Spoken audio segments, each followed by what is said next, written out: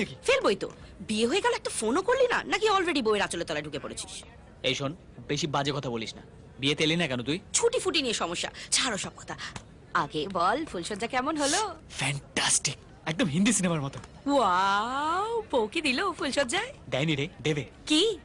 Divorce.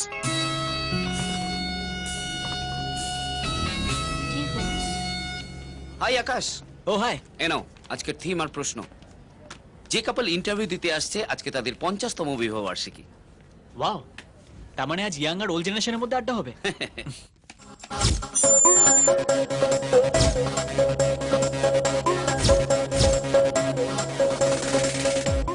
Good morning Kolkata, welcome to your favourite programme চিরদিনই তুমি যে আমার, with your favourite RJ Akash.